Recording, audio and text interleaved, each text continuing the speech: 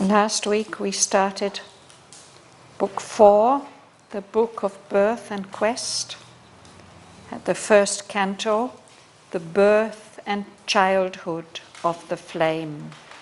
And we read the first 2 pages, so we'll start now at the top of page 351. Aurobindo was introducing us, building up to the birth of Savitri, by introducing us to the seasons of the Indian year. Briefly about the summer, and then quite a lot about the rainy tide. And now we'll read on from there. Earth's mood now changed. She lay in lulled repose. The hours went by with slow, contented tread. A wide and tranquil air remembered peace. Earth was the comrade of a happy sun. A calmness neared as of the approach of God. A light of musing trance lit soil and sky, and an identity and ecstasy filled meditation's solitary heart. A dream loitered in the dumb mind of space. Time opened its chambers of felicity. An exaltation entered and a hope. An inmost self looked up to a heavenlier height. An inmost thought kindled a hidden flame, and the inner sight adored an unseen sun. 3 thoughtful seasons passed with shining tread, and scanning one by one the pregnant hours, watched for a flame that lurked in luminous depths, the vigil of some mighty birth to come. Autumn led in the glory of her moons, and dreamed in the splendor of her lotus pools. And winter and dew time laid their calm, cool hands on nature's bosom, still in a half sleep, and deepened with hues of lax and mellow ease the tranquil beauty of the waning year. Then spring, an ardent lover, leaped through leaves and caught the earth bride in his eager clasp. His advent was a fire of irised hues. His arms were a circle of the arrival of joy. His voice was a call to the transcendent sphere, whose secret touch upon our mortal lives keeps ever new the thrill that made the world, remolds an ancient sweetness to new shapes, and guards intact, unchanged by death and time, the answer of our hearts to nature's charm, and keeps forever new, yet still the same, the throb that ever wakes to the old delight and beauty and rapture and the joy to live. His coming brought the magic and the spell. At his touch, life's tired heart grew glad and young. He made joy a willing prisoner in her breast. His grasp was a young god's upon earth's limbs. Changed by the passion of his divine outbreak, he made her body beautiful with his kiss.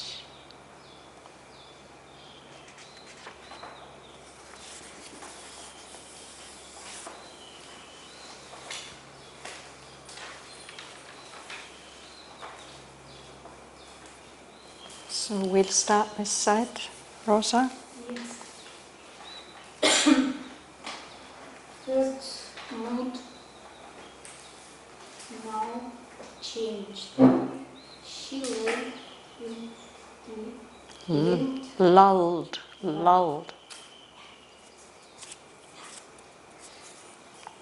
Like ripples, their hearts went by which slow, contented tread. A white and tranquil air, remembered place, Peace. Earth was there, conduit of a happy sun. Yes.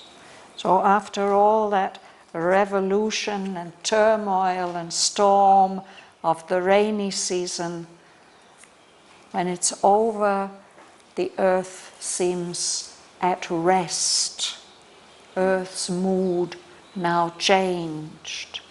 The earth lies there in a restful state, lulled repose. Lulling is what a mother does with her child. She sings a lullaby, she rocks him, she makes him feel peaceful and at rest. So the earth is like that. All that turmoil is over, and there's something peaceful even about the passage of time.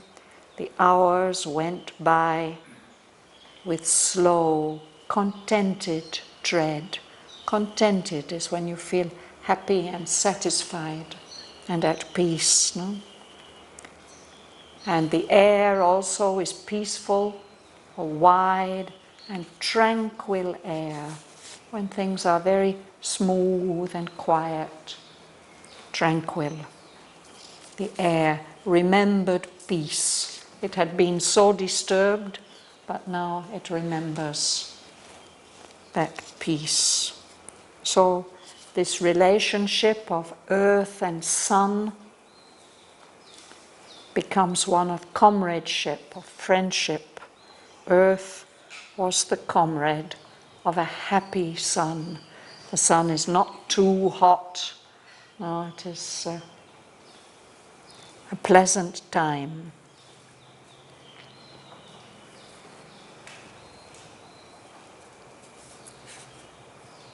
Beyond, yes? A calmness neared as of the approach of God.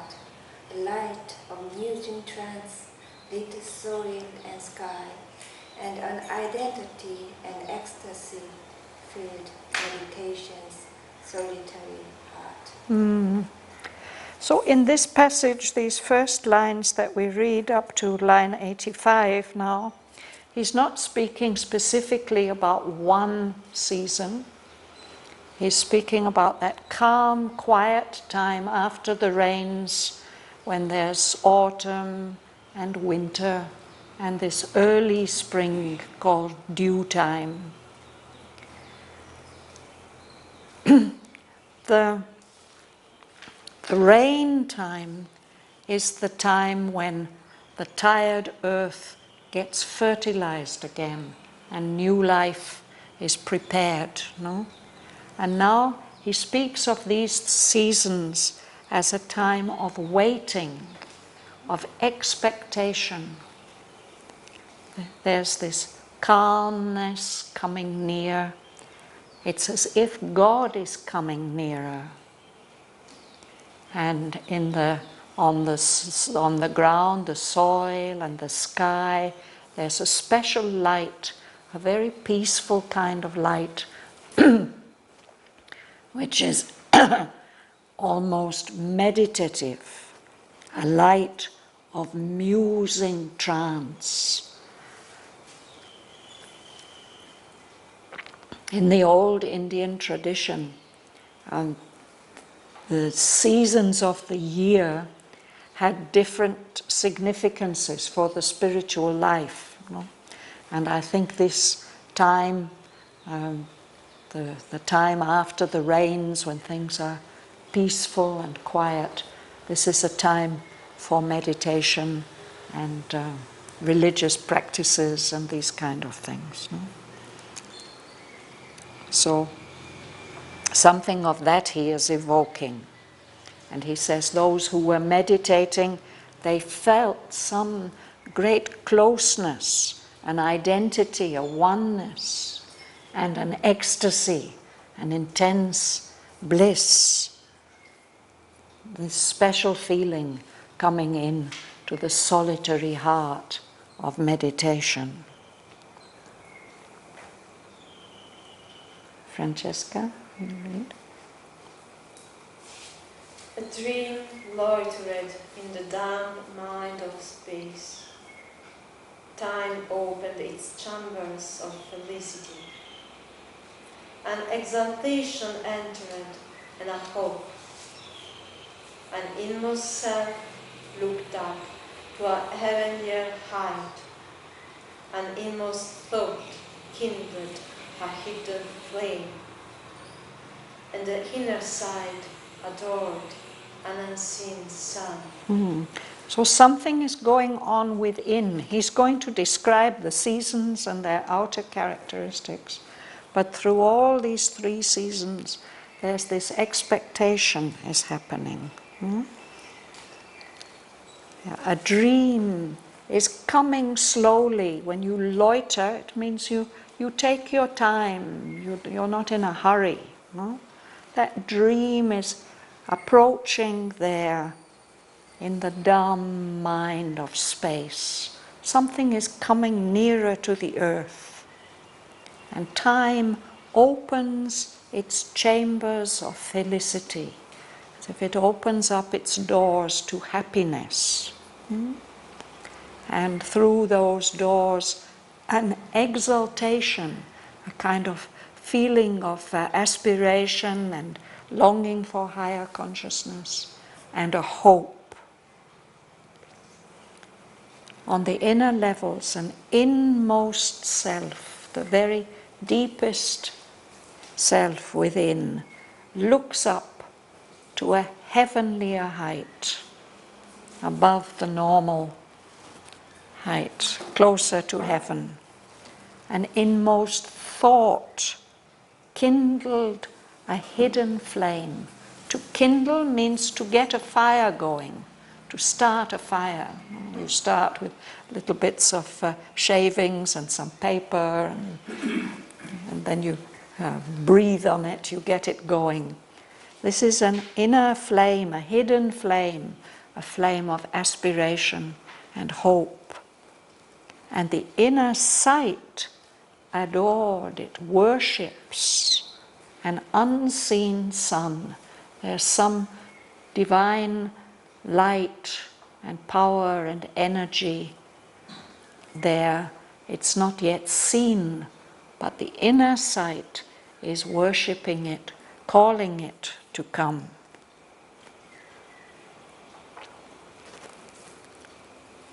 Gangalakshmi, you'd like to read? 3 thoughtful seasons pass with shining tree, and scanning one by one the pregnant hours, watch for a flame that lurk in luminous deeps, the vigil of some mighty birth to come. So these 3 thoughtful seasons after the rain time, they pass by with shining tread. There's light in them. And those seasons, it's as if the seasons are watching for something. They are watching every hour, and the hours are pregnant. What they are waiting for is a new birth. They are watching for this flame that's hiding there in these inner depths that are full of light. A vigil is when you stay awake, waiting for some special event. So this is a vigil. The hours are watchful because they don't want to miss that event when it comes. This wonderful birth that is to come. So it's as if the whole earth in its own way, or the whole universe, is expecting this new birth that's going to happen on earth. It hasn't happened yet, but it's coming nearer and nearer.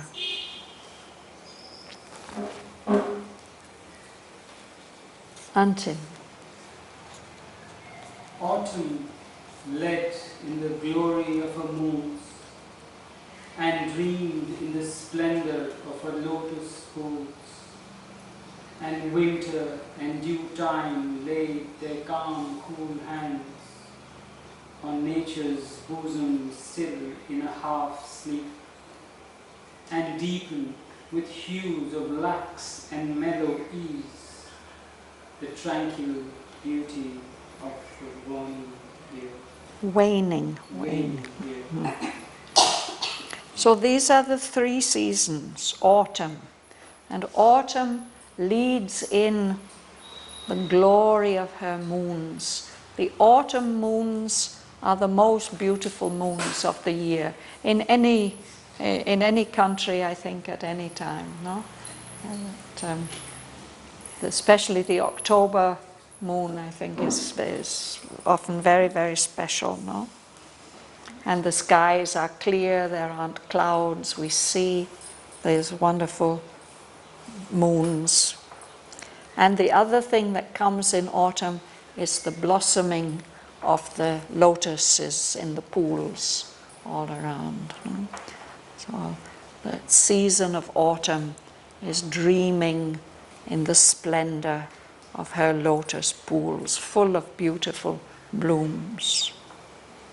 And then winter, and the next 2 months, the dew time after the winter, laid their calm, cool hands. So they are quiet, cool season months. No?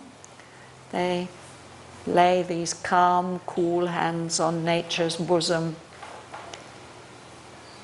The nature is still in a half sleep. She's in this lulled repose after the passing of the storms and the rains. No? So they bring their special colors, their hues, their colors, he says, of lax and mellow ease. Ease is when there's no pressure, when you are relaxed. No? And these special colors of towards the end of the year, the trees, the leaves take on special colors, gold and red and so on, brownish. And it's a time when things are mellow, they're soft and mature. There's nothing violent or startling about this time. Smooth and ripe and easy. So this is all the tranquil beauty, the peaceful beauty of the waning year, the year as it comes to its end. And of course, traditionally, the year comes to its end in April, no? The new year starts, yes, March, April. And the year is waning. This is a word that we use about the moon. The moon starts very small and it gets bigger. This is waxing, it grows. To grow can be said to wax, and then it becomes full moon, and then gradually it becomes less and less. This is waning. The moon is waning. So the year has reached its fullness, and now it's becoming less and less. It's going to end soon, but it ends in this very, very peaceful way. Joel. Then spring, a hardened lover, leaped through leaves and caught the earth bride in his eager clasp. His advent was a fire of irised hues. His arms were a circle of the arrival of joy. So here at last comes the spring.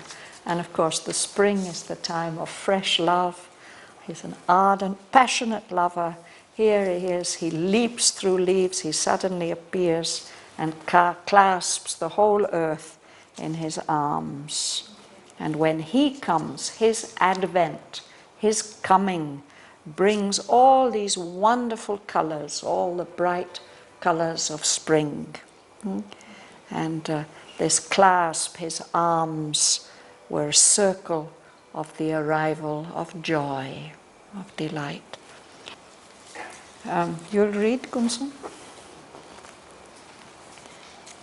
His voice was a call to the transcendence sphere, whose secret touch upon our mortal lives keeps ever new the spring that made the world. We molds on ancient sweetness to new airs, and guards intact, unchanged by death and time. The answer of our hearts to nature's charm, and keeps forever new, yet still the same. The throat that ever wakes to the old delight, and beauty and rapture, and the joy to live. Thank you. So, spring is like a summons, and it's a summons to the very highest sphere, the sphere that's beyond manifestation. And that, of course, that sphere is also penetrating all this. The transcendent is everywhere. But although we are focused outwards, with the spring, with the new life, the new beginnings, there's a secret touch from that eternal, limitless, infinite sphere, touches our mortal lives. And it's that touch from the ever young, ever new transcendent that keeps ever new the thrill that made the world, that creative delight in newness, no?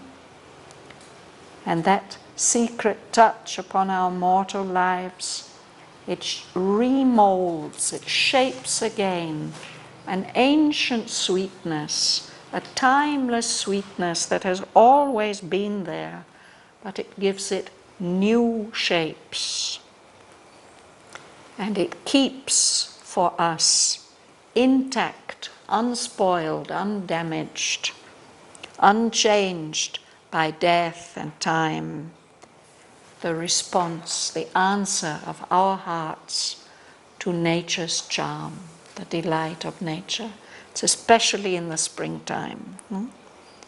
And it keeps forever new, yet still the same. It's the same response, that throb, that heartbeat that wakes up to the old delight, that wakes up and responds to beauty and rapture, delight, and the joy to live. All that may seem as if it's fallen asleep during the winter, but then the spring comes and everything wakes up again. And that is not only in nature, it's also in our human hearts. We experience that kind of waking up as well. Mahalingam. His coming brought the magic and the spring.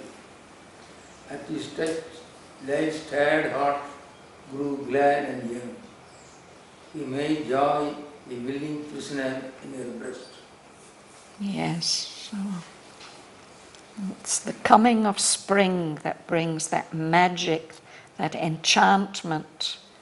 And life might have been tired, the year is coming to an end, so many things have happened, no? But now the newness starts again. Life's tired heart grew glad and young. And he makes joy wake up, a willing prisoner in the breast of life. Renana. His grass was down with God's upon earth is changed by the presence of Passion. of his divine outbreak. He made her body beautiful with his kiss. So when this season comes on the earth, no, it's like a young God coming and filling her with his own passion, his own intense feelings. And by the outbreak, this divine outbreak, breaking out of spring, the whole body of earth becomes beautiful. When he embraces her, when he kisses her, then the earth falls in love and becomes very, very beautiful. Martin. Impatient for felicity he came, high-fluting with the coil's happy voice, his peacock turban trailing on the trees. His breath was a warm summons to delight. The dense, voluptuous azure was his gait. So he came impatient for felicity. He wants happiness. He wants delight. No? And that impatience of his gets expressed in so many things. The voice of the koil, it's a bird. And that bird represents here in India the voice of love. In Europe we would say the nightingale. I don't know what it would be in Asia, what is the bird that represents that. So that's one expression of the spirit of spring. Another is the peacock's beautiful tail. No? He displays it and shows it. And the air becomes warm and soft, something lovely. His breath, the spring breezes, a warm summons to delight, as if the air has become like champagne or something. And the sky becomes more blue, the dense, voluptuous azure. Azure is a beautiful word for blue, and this blue is intense and dense, and it's got some voluptuous, it means delighting in the senses, delighting in the pleasure of the senses. So it's a wonderful, enjoyable blue. Would you like to read, dear? Yes, please. A soft celestial earth surprised the blood, rich with the instant of what senses does. Revolve in the beauty, a Guidance was above. Instant on the future thrill in life. Immortal moments touch the fleeting powers. So, in our bodies, the blood circulating suddenly feels something new and heavenly. A soft, celestial urge surprised the blood. We don't know where it's come from, this lovely feeling that's rich with the instinct, our body's instinctive search for the joys that the senses give. The sense of touch and taste and hearing, all the sensuous joys, the joys of the senses. And he says it's like a music was there, something revealed in all this beauty of the spring, a cadence, a melody was spreading there in the atmosphere. And that cadence, what that music is insisting on repeating, is the rapture thrill in life, that fresh, young delight. And there's a touching of immortal movements, as if the hours are fleeting, they're passing quickly, and yet there's something eternal, immortal, something deathless about them.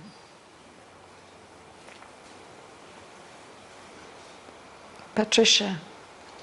A godlike, packed intensity of sense made it a passionate pleasure even to breathe. All sights and voices wove a single charm. The life of the enchanted globe became a storm of sweetness and of light and song, a revel of color and of ecstasy, a hymn of rays, a litany of cries. A strain of choral, priestly music sang and swung on the swaying censer of the trees. A sacrifice of perfume filled the hours. So it's as if the whole globe, it seems like the whole globe is enchanted with this spell of spring. The whole life of the earth became a storm of sweetness and of light and song. A revel. A revel is when you are enjoying yourself. No? Everybody's enjoying themselves. A revel of color and of ecstasy. But there's also something sacred about it. A hymn of rays. It's a sacred song. These rays are the rays of light.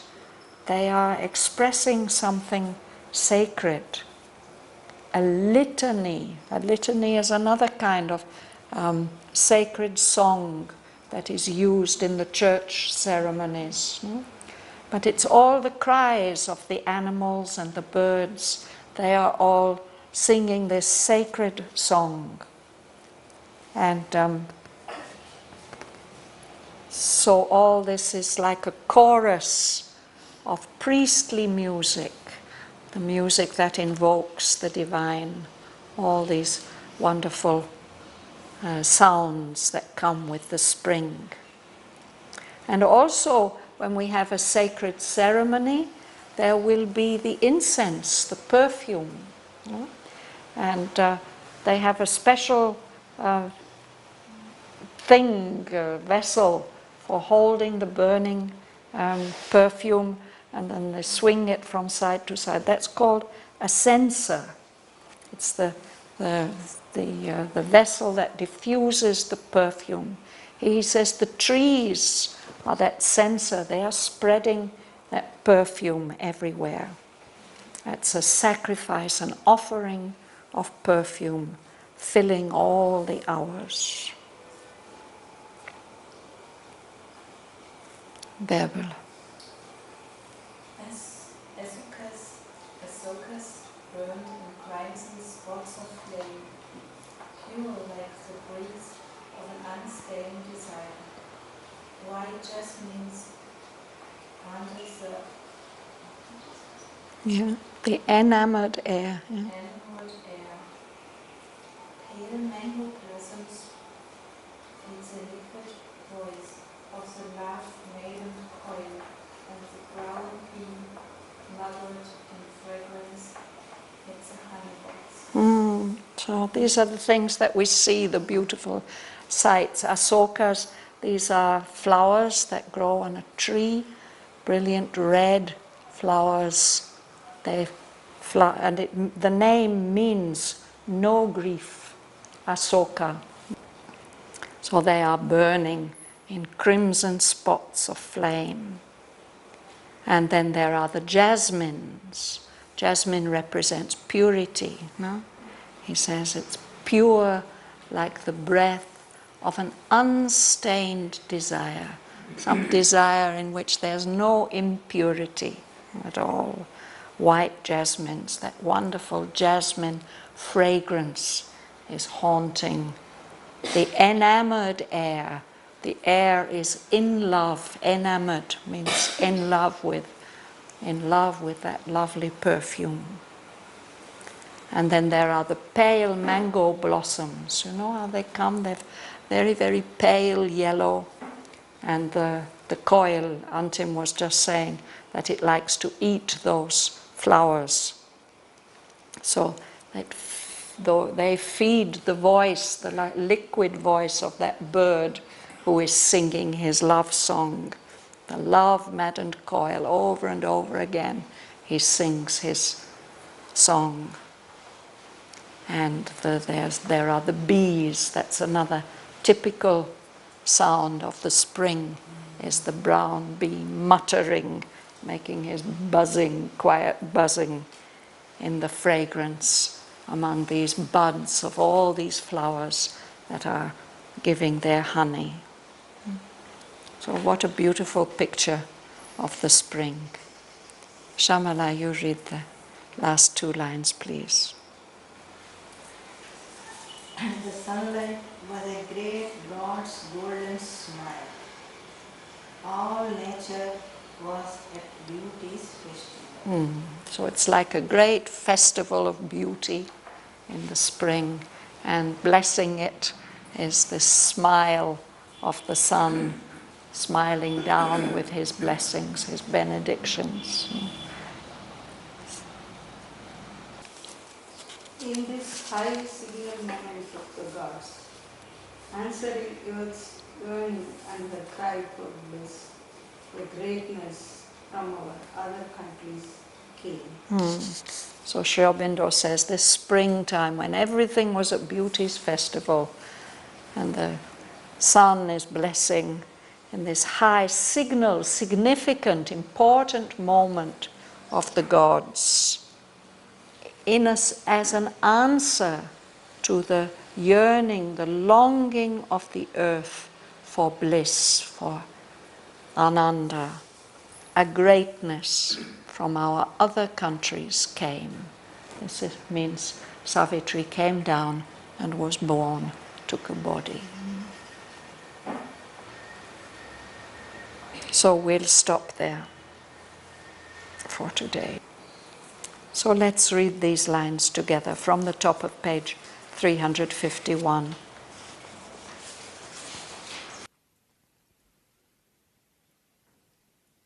Earth's mood now changed. She lay in lulled repose. The hours went by with slow, contented tread. A wide and tranquil air remembered peace. Earth was the comrade of a happy sun. A calmness neared as of the approach of God.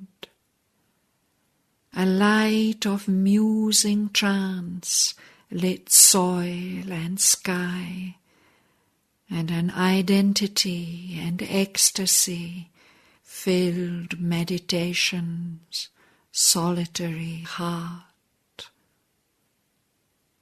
A dream loitered in the dumb mind of space. Time opened its chambers of felicity. An exaltation entered and a hope. An inmost self looked up to a heavenlier height. An inmost thought kindled a hidden flame, and the inner sight adored an unseen sun. 3 thoughtful seasons passed with shining tread, and scanning one by one the pregnant hours, watched for a flame that lurked in luminous depths, the vigil of some mighty birth to come. Autumn led in the glory of her moons, and dreamed in the splendor of her lotus pools.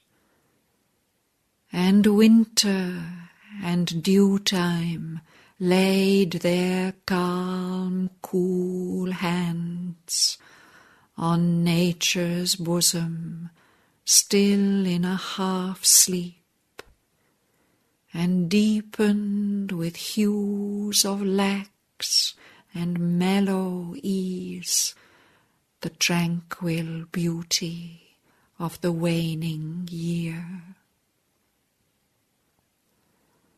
Then spring, an ardent lover, leaped through leaves and caught the earth bride in his eager clasp. His advent was a fire of irised hues. His arms were a circle of the arrival of joy. His voice was a call to the transcendent sphere, whose secret touch upon our mortal lives keeps ever new the thrill that made the world, remolds an ancient sweetness to new shapes, and guards intact, unchanged by death and time, the answer of our hearts to nature's charm, and keeps forever new, yet still the same, the throb that ever wakes to the old delight, and beauty and rapture and the joy to live. His coming brought the magic and the spell. At his touch, life's tired heart grew glad and young. He made joy a willing prisoner in her breast. His grasp was a young god's upon earth's limbs.